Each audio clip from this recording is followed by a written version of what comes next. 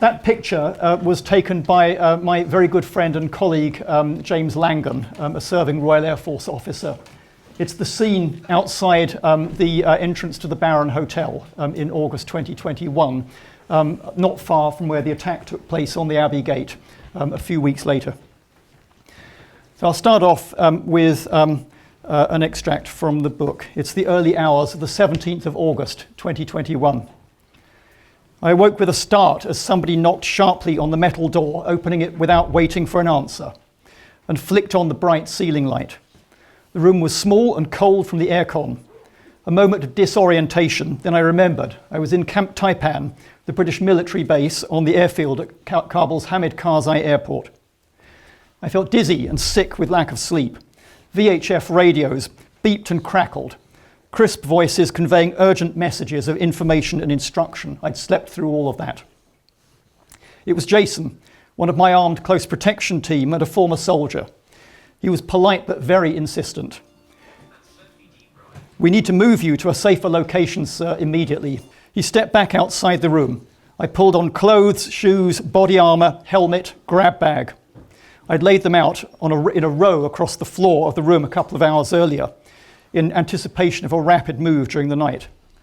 I pulled the phone and charger out of the wall socket and shoved them into the bag, along with laptop and notebooks. Jason and Claire, another of my close protection team, were waiting outside the door, fully kitted up, in body armor, helmets, carrying assault rifles. We headed out into the night, moving quickly and deliberately across the blacked-out compound. Other members of the close protection team appeared out of the darkness, forming a box with me in the middle. We moved deeper into the base, picking our way carefully in the darkness across concrete curbs and around deep potholes. I stubbed my toe on a random lump of concrete unseen in the darkness. Through a gate in a chain-link fence and onwards towards some low buildings. Someone grabbed the handle on my backpack to steer me and to move things along. We broke into a brisk jog. Around us, soldiers with weapons and night vision equipment moved quickly, quietly, and with purpose. They were heading out, beyond the high concrete walls and the relative safety of Taipan, onto the airfield.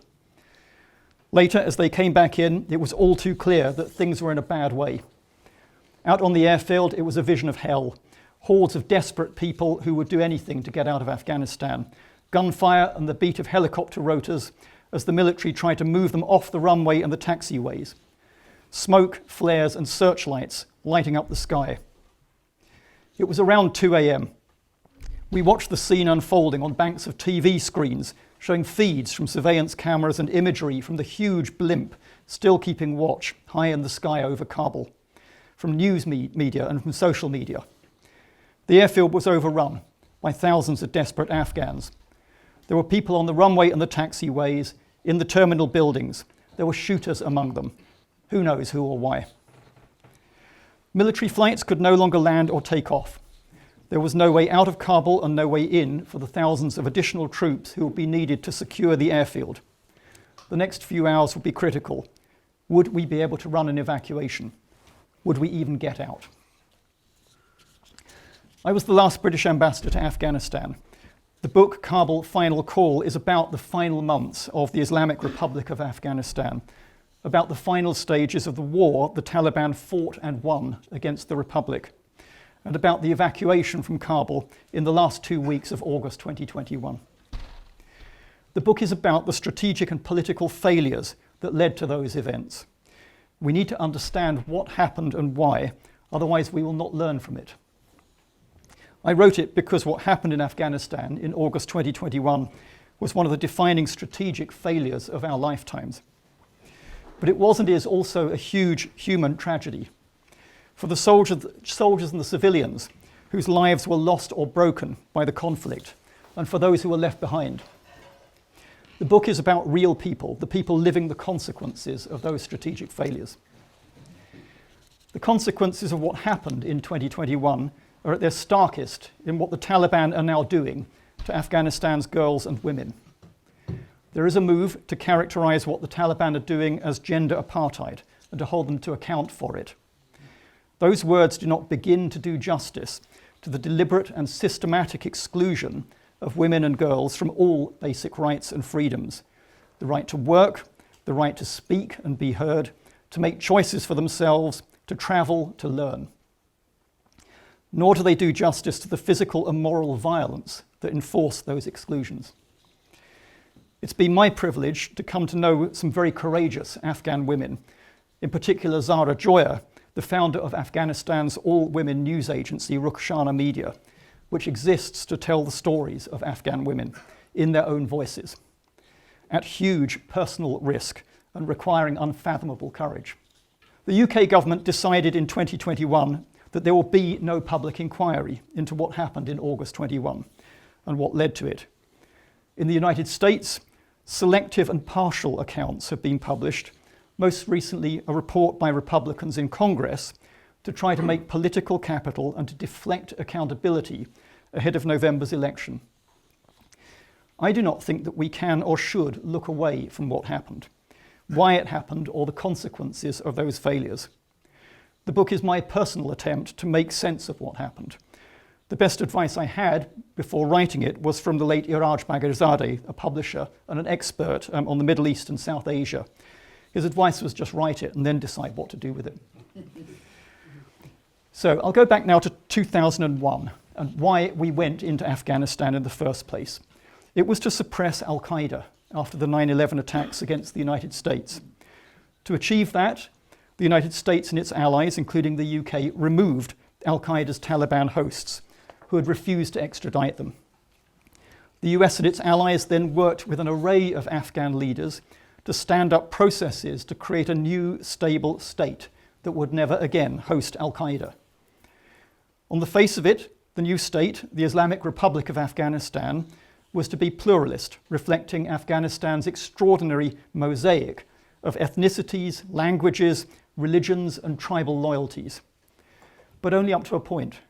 The Taliban were initially to be offered no place in the new Afghanistan, even though they are Afghans. This led inexorably into an insurgency war against the Taliban as the Taliban regrouped. Throughout the 20 years we were there, the US-led international coalition had multiple strategic objectives, which evolved over time. Counterterrorism, counterinsurgency, counter-narcotics, state building, development, support of democracy, the rule of law, basic rights for women and for men. Some of these sought to address long-standing consequences of conflict, the Soviet invasion and occupation, the civil war that followed the Soviet withdrawal, and the intensely repressive Taliban administration before 2001. Remember that Afghanistan was and is one of the poorest countries on the planet. During the period before 2001, it was not so much a question of fixing a failed state, but of creating a state in a country where that state had never existed in any form that we recognized or understood. The rhetoric was that those processes were Afghan-led.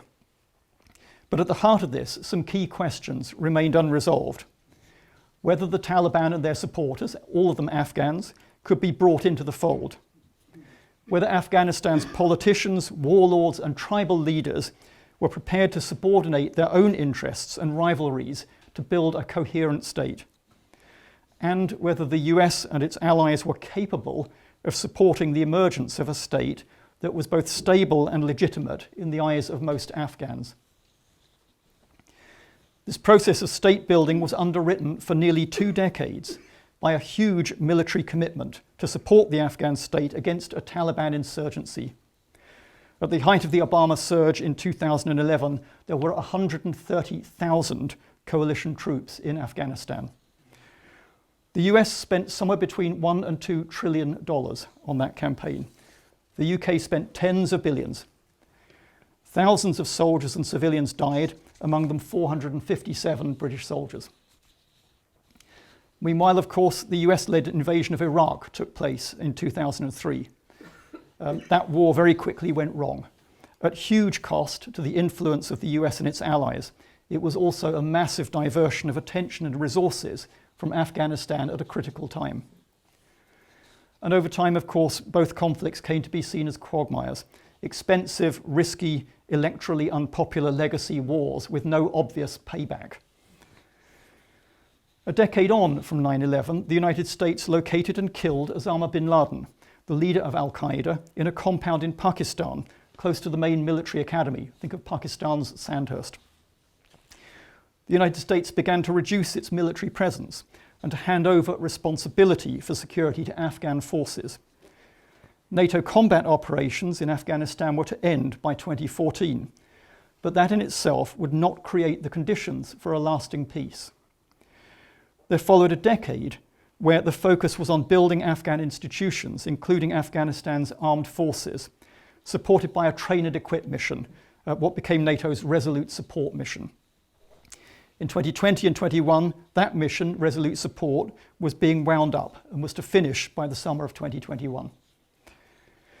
The book starts with the Trump administration's February 2020 agreement with the Taliban. The Trump administration set out in that agreement its intention to withdraw all foreign military forces within 14 months.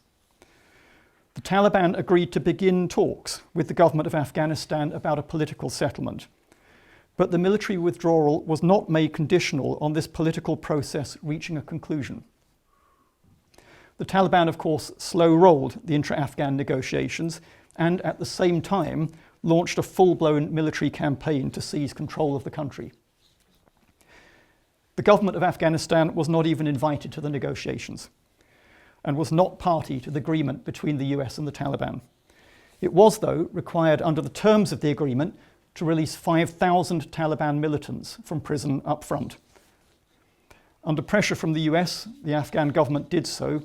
Many of those Taliban former prisoners returned immediately to the battlefield.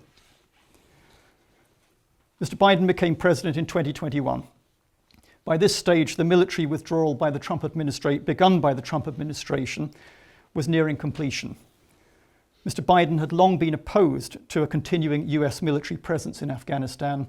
There was a short review, it concluded in mid-April, and the Biden administration pressed ahead with the military withdrawal with a slightly slower timetable. It was to be completed largely by the 4th of July weekend in 2021. I think the underlying context is important here.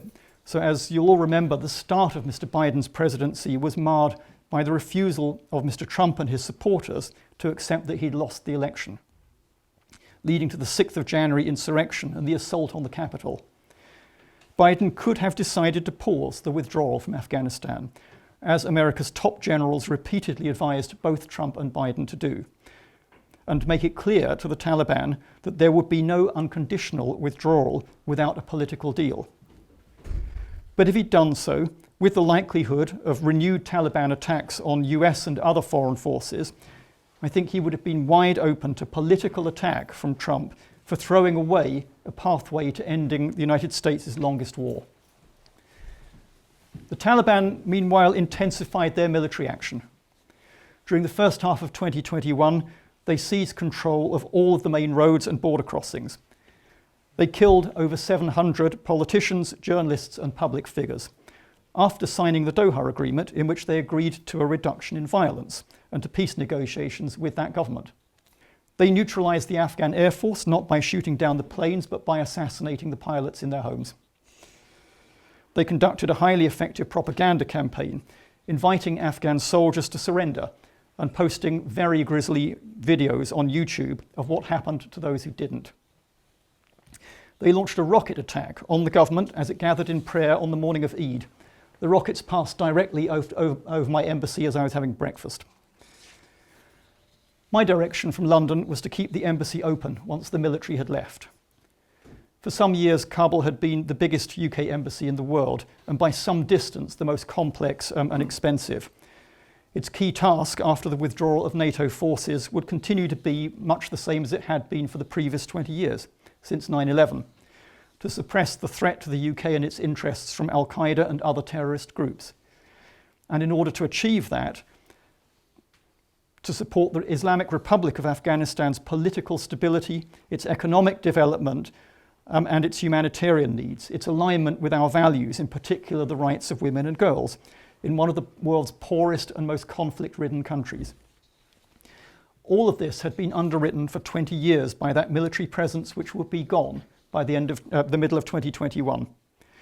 So before going to Kabul in June 21, I led a transition task force in London whose job was to identify and put in place the security and logistical support structures that we would depend on after the military had left.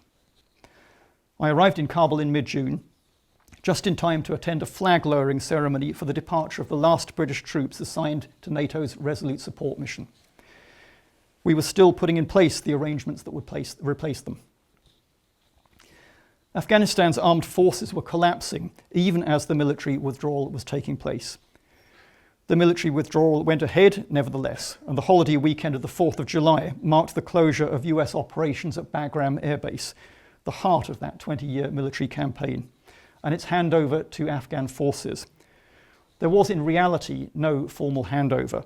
The Americans left in the night, and the Afghan commander discovered the next morning that they'd gone. The end came suddenly. The Taliban seized their first provisional capital on the 6th of August. That was a town called Zaranj, close to the Iranian border. Other cities fell to the Taliban in rapid succession. 9 days later, the Taliban took Kabul and it was all over. The fall of Kabul happened on the 15th of August. Things were by this stage moving incredibly quickly. Efforts were underway to negotiate an interim power-sharing agreement with the Taliban, but that fell through when President Ghani fled the country on 15th of August. He'd appeared that morning on television broadcasting to the nation. Later that morning, I received reports that helicopters were being prepared at the presidential palace. By early afternoon, he'd gone, and the Taliban were posting pictures of themselves from Ghani's office in the presidential palace. So time for another excerpt from the book. The date is the 15th of August, 2021. President Ghani was still in the palace, where his staff posted videos of him pulling the levers of power. But the levers were attached to nothing, and his government was melting away. The ministers of Defence and Interior had been sacked a few days previously and could no longer be reached. Vice President Saleh had left for the Panjshir Valley, from where he would later lead the armed resistance to the Taliban. A group of senior Afghan politicians made their way to the airport to fly to Islamabad, putting their hopes in the Pakistan government to broker a last-minute agreement with the Taliban, or maybe just to save themselves. Even now, there were divisions within the government, with Ghani reported to fear that this group of senior politicians were planning to cut him out of any future political settlement. In the early afternoon, I received reports that President Ghani was about to flee the palace and that 3 helicopters were being prepared. They took off with Ghani and a few of his closest officials around 2:30 p.m. A few hours later, the media reported that President Ghani, Hamidullah Mohib, and Fazl Fazli, his 2 closest advisors, had reached Uzbekistan. The plane load of ministers headed for Pakistan had taken off as well. I messaged London. TB, Taliban that is, are through the palace gate.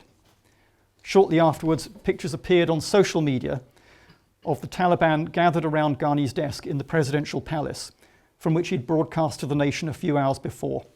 Kabul had fallen. The Taliban had taken Kabul.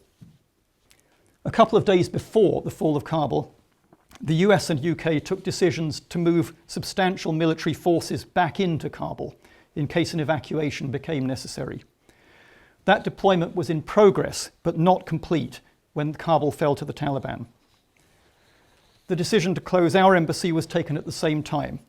The initial plan was to relocate a small team of diplomats to our military base at Kabul airport to organise the evacuation of Afghans who are at highest risk. The emergency closure of this huge complex embassy, about 130 buildings spread across 3 connected sites, was planned to take a week. In the event, the closure teams had 9 hours. On the 14th of August, the senior US military commander in Afghanistan warned the Taliban could attack Kabul within the next 24 to 48 hours. And if they mounted an attack on the airport, we did not yet have enough soldiers in place to defend it. The Taliban's intentions were unknown. They'd fought their way to power and overthrown the government of Afghanistan, despite the commitments they'd made 18 months previously in the Doha Agreement to negotiate.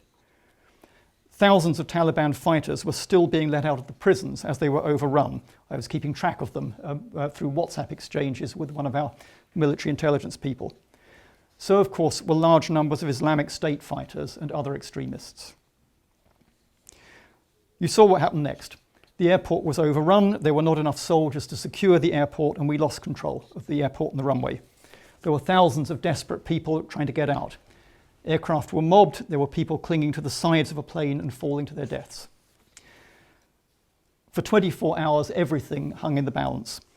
Only once the military had regained control of the runway were we able to get enough soldiers in to secure the airport and for the evacuation to begin. The UK military evacuation operation was named Operation Pitting. The planning assumption was that we might get out maybe 5,000 people. In fact, we got over 15,000 out in under 2 weeks. That was a testament to the incredibly hard work of the evacuation team. Soldiers, diplomats, Home Office Border Force people and Ministry of Defence civilian staff in appalling and very dangerous conditions. Of course, the conditions in and around the airport deteriorated. It was a question of intense heat. There were children and old people being killed in the crush. The evacuation was only possible because of an uneasy truce with the Taliban, the men that we had fought for 20 years. During the evacuation, our people, our soldiers, were often working within a few feet of armed Talibs. The situation, of course, was incredibly tense and volatile and could have gone wrong at any stage. There were discussions about extending the evacuation before the end of August to get more people out, but the Taliban leadership made it clear that any foreign forces still in Kabul after the end of August would be considered hostile and would be attacked. Meanwhile, of course, an even bigger problem was brewing. We were starting to get intelligence of a terrorist attack being planned against the crowds at the airport. But there was no hard information on where, when, or how that attack would take place. On the 26th of August, an Islamic State terrorist attacked the Abbey Gate. The man had just been let out of the Parwan detention facility next to Bagram a few days earlier. The Abbey Gate was very close to the entrance to the Baron Hotel, this entrance, which was our centre of operations. About 170 Afghans and 13 US servicemen and women were killed in those final days of the 20-year campaign. I attended the ramp ceremony the morning after. That's the ceremony on the airfield where the soldiers load the coffins of their dead comrades onto the plane. My diary entry for the 27th of August, the following day, reads, "The whole 20-year campaign had taken on some awful symmetry, beginning and ending with innocent people's lives being taken away in acts of obscene violence. In that moment, outside the Abbey Gate, died any last hopes and illusions of the 20-year campaign to build a different kind of Afghanistan. It seemed that all that was left was fear, bigotry, violence, and chaos." Why did any of this happen? How was it that the expenditure of so many lives, so much political capital, so many resources over so many years led to such lamentable outcomes? Trump's Doha deal, in my view, was a strong contender for the title of worst deal in history. It set a timetable for the military to leave, but did not set binding conditions on the Taliban. In doing so, it removed any incentive on the Taliban to negotiate a political settlement, and it pulled out the rug from under the Afghan government and its armed forces. We are now seeing the consequences of that decision. But the Doha Agreement did not come out of a clear blue sky. Successive US presidents had been faced with the political imperative to end America's longest war, but none had found a path to the exit. Trump's decision to sign the Doha deal was driven, in my view, by pretty low political calculations. He wanted to go into the 2020 election as the man who'd brought the soldiers home. For Biden, determination to end the US military presence in Afghanistan was long-standing and with a more developed strategic rationale. In my view, that rationale was not entirely wrong. US priorities had changed. It was necessary to refocus attention and resources elsewhere. And there was no reason to believe that carrying on doing the same things in Afghanistan would magically lead to different results. So the failure of that 20-year campaign was not for want of resources. What was missing in all of this was a viable military exit strategy. We created a state and a military that were dependent on us and quickly collapsed when the US and allied military left in a matter of weeks. In my view, that was not just the fatal flaw in the Doha Agreement, although it was the fatal flaw in the Doha Agreement, but the fundamental strategic failure of the whole 20-year campaign. The US and its allies did not invest enough, early enough, in an inclusive political settlement that would have created the conditions for our military to leave. And Afghanistan demonstrates very clearly that essentially political and societal questions cannot be fixed by military means and may be made worse by their application. Afghanistan's underlying political and societal problems demanded the presence of foreign forces, but could not be solved by the presence of those foreign forces. So those forces became part of the problem, whether they stayed or whether they were withdrawn. In all that time, we had not created the conditions that would allow a safe military withdrawal, but we did so anyway, because we had no better strategy despite 20 years of trying to find one. What happens now? The situation in Afghanistan is frankly awful and getting worse. It's not in the news that much. There are in some ways bigger and even more troubling things happening in the world. Afghanistan and its people are in the grip of a major chronic humanitarian crisis. At least half the population need humanitarian assistance. And we're seeing escalating repression, particularly of women and girls, as a deliberate choice by Afghanistan's current rulers. In August this year, the Taliban passed a further decree, which included a ban on women speaking in public or singing, described by the United Nations as the erasure of women from public life. These are deliberate decisions by the Taliban leadership, a defiant response by those rulers to efforts by the United Nations and members of the international community to persuade the Taliban to change their behavior if they want a path to international acceptance. Can Afghanistan ever move beyond those terrible days and their consequences that are playing out in Afghanistan right now? There are no easy solutions, and we have very limited leverage. Such leverage as we had largely melted away when the Taliban won their long war against the internationally recognized government. And as I said, there are no shortage of other demands on attention, resources, and political capital. The world is in a mess. I'll offer just a few thoughts about what we should and maybe should not do. First, we should not look away, and we should not allow ourselves to believe that what happens in Afghanistan is no longer our problem. We went into Afghanistan in 2001 because the Taliban hosted violent people with the capability and the intention to attack us. The failure of the state that we helped to build does not mean that that risk has gone away. I think, in fact, the opposite is likely. And if the public is concerned by large numbers of Afghans and other refugees turning up on our shores in small boats, we need to ask ourselves why people leave their homes and get into those small boats. People fleeing violence and oppression and poverty don't generally do so because they want to, but because they need to. The people in that picture. This is an argument for seeing humanitarian and development work as part of our national security, as well as something that reflects our values. Second, if we learned nothing else from Iraq and Afghanistan, it's that efforts to recreate very different societies in our own image are likely to fail with catastrophic results. Afghans need to decide what future they want for their own country. We can't decide that for them. We may be able to help where help is wanted, particularly in making space for those deprived of their voice to have their say. That's why it's important, in particular, to make space for Afghan women to speak for themselves, a right that the Taliban deliberately denies them, but which everyone else has a duty to uphold.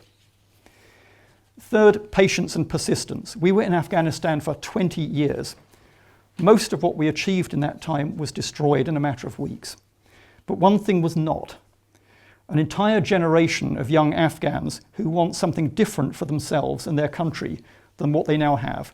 It is possible to educate people. It's a lot harder to uneducate them. Fourth, and this is a more general point, it's about asking difficult questions. Why did we fail in Afghanistan? What did we learn? What do we do with that knowledge bought at such an appalling cost? The calamity of the Iraq invasion is very instructive. That decision and its consequences produced a vast industry of inquiries and recommendations. Of course, I've read them all. I was involved in that operation at the early stages.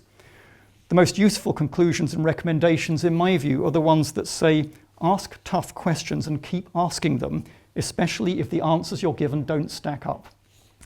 My final point is for all of us, and it's something that Foreign Minister Hanif Atmar said to me in mid-2021, 1 month before the end of the Republic. It was this: repeating past mistakes will simply lead to the same results. We failed in Afghanistan, all of us. We need to understand that fact. We need to understand why we failed. We need to avoid repeating previous errors, and we need to offer better ideas informed by what happened in August 2021. That was all a bit heavy, so what I think I will do is just finish with another slightly lighter extract from the book. There's not very much in it that's light, but there were moments or sort of flashes of dark humour, and I hope something of the camaraderie of what working in that kind of environment looks like. This is about an hour before I got on a plane and left Afghanistan.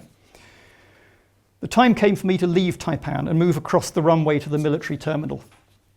Some quick goodbyes and quick good lucks to the soldiers who'd been such a joy to work with in such a joyless time. And then we were on our way to a holding area in the military terminal. The rest of the team were already there, chatting or sleeping or staring into space in plastic garden chairs under awnings in a sea of rubbish.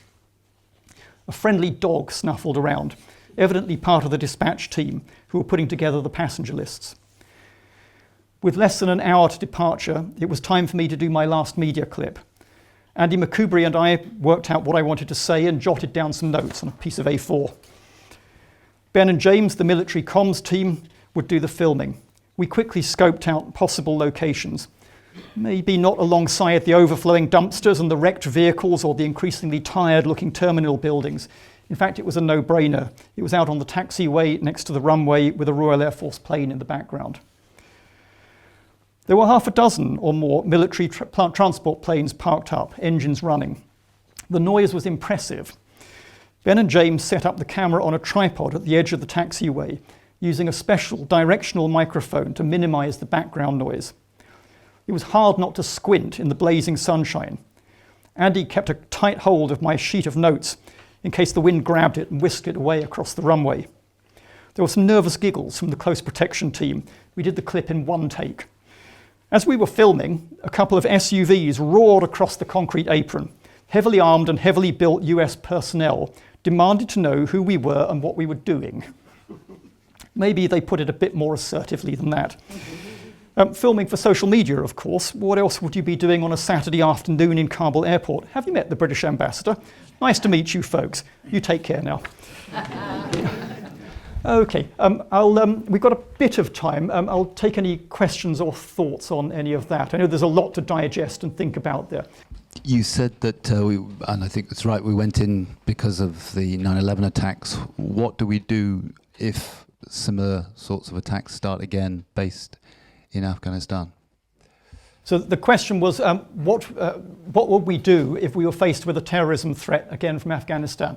So I think the starting point is that we must assume that we will be faced again with a terrorist threat or attack from Afghanistan.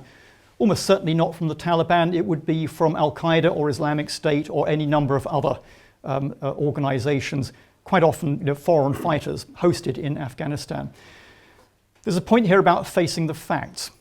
One of the reasons why, the principal reason why my embassy was so huge and so well resourced was the need to suppress that threat, to see it coming and to do something about it before it reached us. We no longer have any of that. We don't have the visibility, we don't have the government and its forces to work with in Afghanistan. It's a very difficult situation. There isn't a good answer to that question. If the question is, would we ever again envisage invading Afghanistan, sending military forces in, with the knowledge, the experience, the costs, political, human, and all the rest of it of the last 20 years, I find it really hard to imagine any government in the US or the UK or elsewhere wishing to do that. So in a way, we're not in a great situation.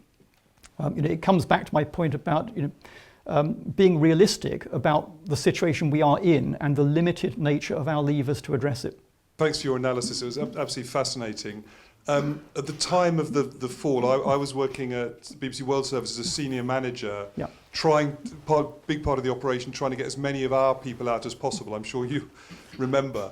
I still have the email exchanges somewhere. But we were just one small part of it. And anyone who was anyone was trying to use their influence to get people they knew out. And some of it got into the papers, ministers, celebrities, people trying to get dogs out. I just wondered what sort of insight you could share with us today, what it was like in your seat, having all those people trying to get thousands of people when you probably only had hundreds of seats. So to take the last point first, the main constraint during the evacuation was time, not space. The UK had plenty of military force, including plenty of aeroplanes. You never have enough, but that wasn't the constraining factor. The US, of course, had a lot more, and there were others operating there. The Australians were there. Everyone, I think I even spotted a Ukrainian plane on the tarmac at one point. So time was a really restraining factor. We knew that the Taliban would not allow the evacuation to go on beyond the end of August, and that if we tried to do that, we'd be in a wholly different situation. Another constraining factor was this. So every day before going onto the video conferences with the Prime Minister and the senior leadership back in London, I'd go up onto the wall and just have a look, just get a sense of what was going on in the street, and if possible, out onto the street, because that's how you get the sort of ground truth. I do not have the words to describe what was going on out in that street, not just numbers of people, but the violence and lawlessness, including violence perpetrated by the Taliban on those people trying to get out. So what that meant was that whatever work was done on prioritizing people to be got out, there was a very limited scope to sort of reach out and pull them in. There was some scope, but it wasn't as if there was an orderly queue. There were some very, very high risk people who we desperately needed to get out, where quite extraordinary measures had to be gone to. But just bear in mind that at any stage, if you are asking the military to go out into there and find people, just try to imagine the situation you're putting your own soldiers in. As regards the prioritization, a lot has been said about this, and I get asked about it regularly. I don't begrudge anyone their seats on those planes. There were people we all needed to get out because they would have been killed if they'd stayed. I'm still in touch with a number of them, I'm sure you are. I think the bigger problem there was just how do you prioritize in a country of maybe 40 million people. A lot of people had worked either directly for us or indirectly with us over that period. I mean, everything from soldiers, intelligence officers, a particular category of people we had to get out very fast was women judges who we trained to try counter-terrorism cases. Guess what happens to them if they're left behind? Journalists, of course. I mean, you'll remember that there was a Reuters journalist who was killed in the days before the evacuation. It created immense pressures on the team, but I think the only thing I want to say about that is the extraordinary work done by the people in Kabul under really very, very difficult conditions. Maybe just worth bearing in mind that the youngest of my staff was 25, just out of university. The youngest soldier was 18. About 2005, I was a VSO volunteer in Zambia, and we had wonderful sensitivity training to fit in with the local people. Yeah. The Peace Corps, who were the American equivalent there, their mission was to spread the American way of life, and they were universally hated, these volunteers, by the local people because of the way that they tried to impose their getting drunk and swearing and what have you, and general behaviour. And I wonder how much you see that attitude from the Americans in Afghanistan as being a problem. And also, do you think it's viable for Afghanistan to be one country? Because, as you say, there's such a variety of tribes living there and what have you. So the second question, do I think it's viable for Afghanistan to be one country? I don't think I really have a right to express a view on that. We are now in a situation where it's for Afghans to decide what they want for their country. Of course, if there are ways in which people like me can help facilitate that discussion, fine. But I don't think we're anything like in the business of trying to tell people what's good for them, not least because of what happened over the last 20 years. I think there are three things I want to pull out about your point about cultural sensitivity, and then it's not actually about my view of the behavior of Americans or anyone else's forces or others in Afghanistan. First of all, it's about legitimacy. If the legitimacy of the state that you are trying to support and build depends on 130,000 foreign forces conducting a counterinsurgency war against some Afghans, I hardly need to describe what the problem is there. This was a conundrum that I don't think we ever really resolved or even came close to resolving. How do you pacify the country and at the same time support the emergence of legitimate powers? Second, it's about the nature of the Afghan leadership themselves. Some of them were very principled people. Some of them are very principled people. There were also a lot of, frankly, predatory leaders in there who knew very well how to play us in terms of money, saying the things that we clearly wanted to hear, being able to present what we wish to understand as solutions to the problems dealing with us. Again, something that we never quite resolved, I would say, in Afghanistan or in Iraq, frankly. The third is about ground truth. So just to give an illustration of that, by the time I arrived in the middle of 2021, I could not leave my residence without an armed guard, not even the embassy. To move around the embassy, I had to have somebody carrying weapons by the side of me because the security situation had deteriorated so sharply. To move outside the embassy, which was more like a fortress than what you would understand as an embassy, it was a whole team with 3 vehicles. That's inside the green zone. So the fortified city within a city in the middle of Kabul. To move outside the green zone took several days planning. You will never understand the country you are in those environments, in that kind of situation. What was worse, in my last meetings with the political leadership, including the President Ghani, I came away with the distinct impression that I probably knew more about what was going on outside the green zone than they did. So there is a situation, a problem here again, in the detachment between the world as you would like it to be and the world as it is, as you got it. And that, I think, ran through most of that 20 years, but it was particularly acute at the end. What do we do about thorny issues like offering aid to Afghanistan, which has been on the verge of famine for quite some time, bearing in mind that we want to put pressure on the Taliban to behave more reasonably towards women and others? It's so the question of how to help the Afghan population is a really, really difficult one. We were starting to do the planning on this in the weeks before the collapse of the government. Andy McCoubry, who I mentioned in my notes, his name's in the public domain, so there's no problem in using it here, was the head of the DFID operation in Afghanistan, and he stayed on through the evacuation to help with the evacuation, but also to help with the day after thinking. Again, there is no good or easy answer to that question, but some of the elements are around how you work with what you've got rather than what you wish you had. So what we've got is a country where the needs have gone off the scale. Humanitarian need, the consequences of successive droughts. We had a measles outbreak while I was there. We were in, I think, wave 4 of COVID at the time, sweeping across the country. It's problem on problem on problem. What you would usually try to do is work with the host government on that. What no Western government is going to do is finance the Taliban. So you try to work through the United Nations system. The UN is still there, still operating reasonably effectively, but without total reach across the country. There are some non-Western NGOs who operate there as well. I probably shouldn't name them, because I don't know whether it's widely known that they're doing it. But what you're trying to do in each of those cases is reach the immediate humanitarian need without bolstering the Taliban.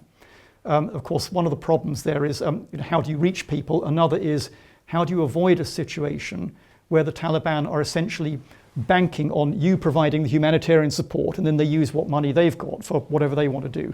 And again, that's a real problem. But as an aid giver, you have to decide. Are you prepared to watch people starve? And the answer, the right answer, is no. You do what you need to do. The much longer term question, a very, very acute one, is how do we not lose a generation of Afghan girls? There are a lot of people working on different aspects of that problem, including some work going on here in Cambridge that I really shouldn't talk about.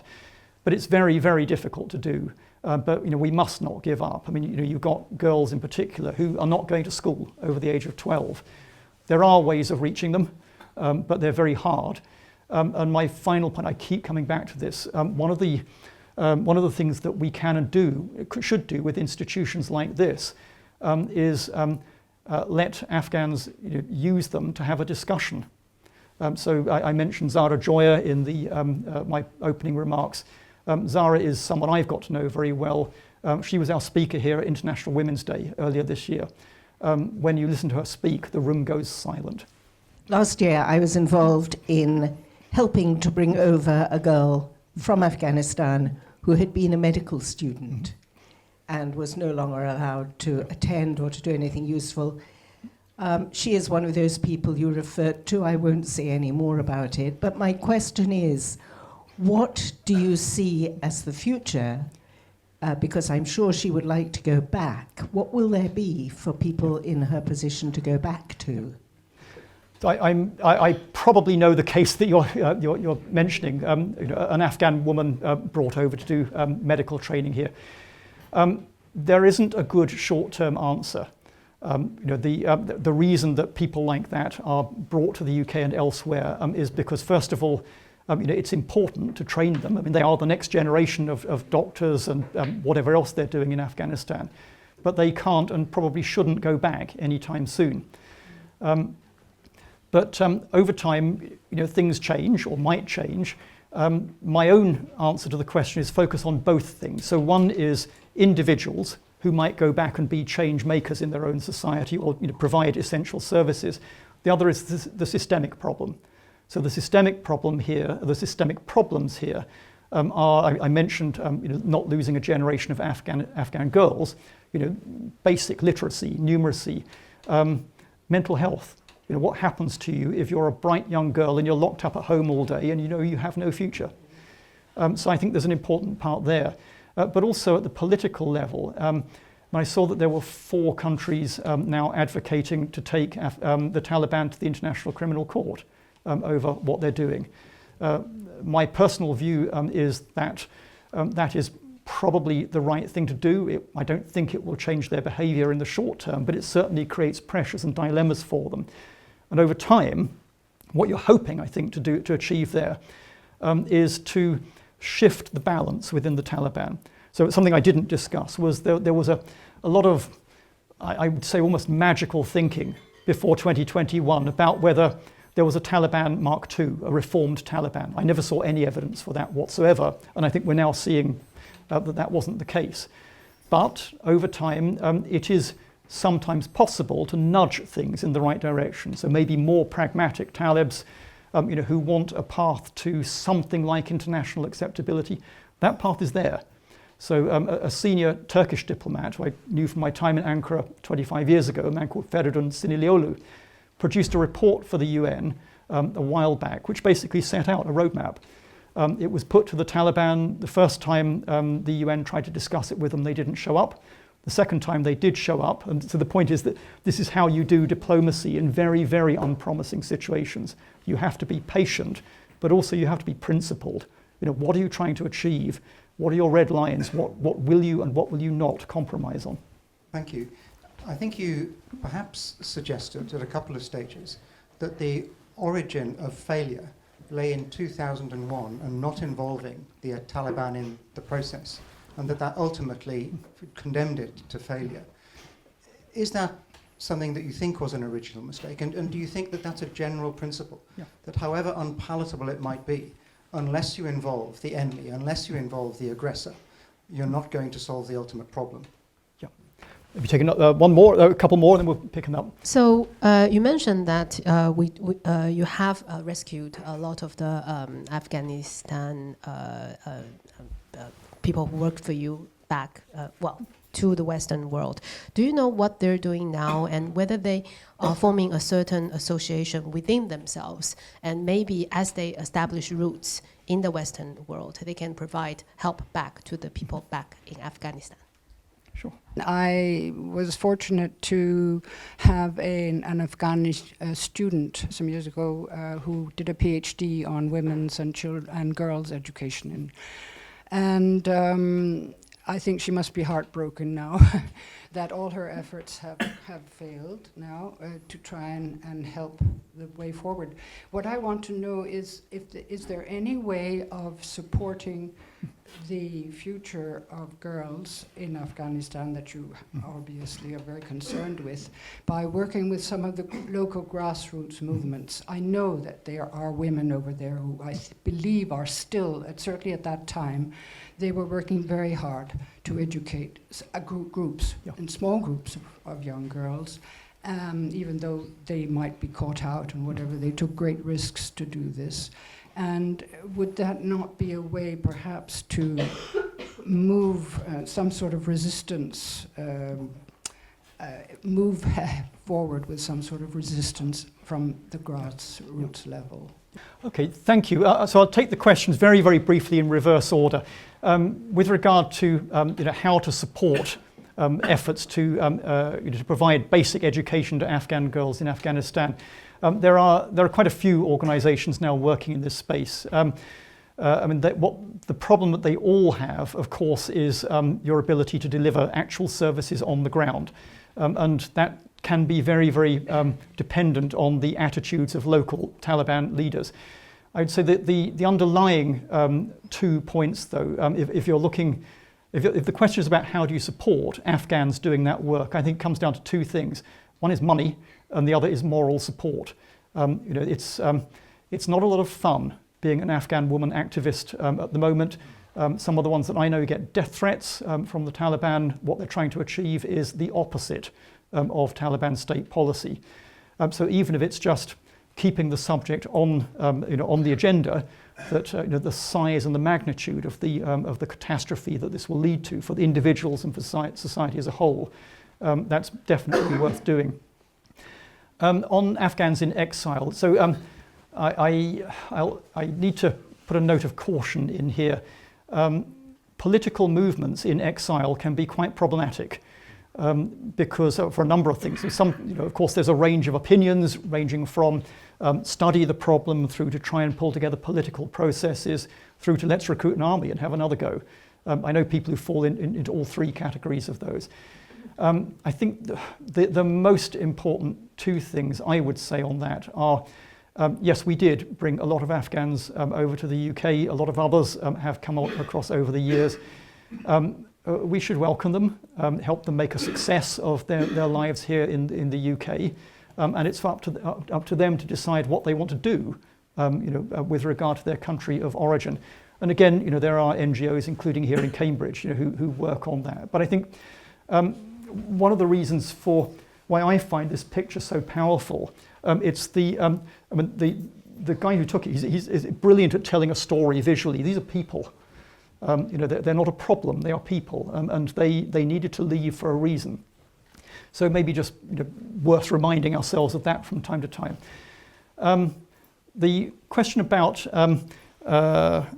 should we have negotiated with the Taliban, so that there were political realities, particularly in the US, that were in play here. It was basically impossible in the early years after 9/11 for the American administration to run with the idea that you should actually negotiate with the people who'd harbored the people who had attacked you, brought down the Twin Towers, flown a plane into the Pentagon and all the rest of it.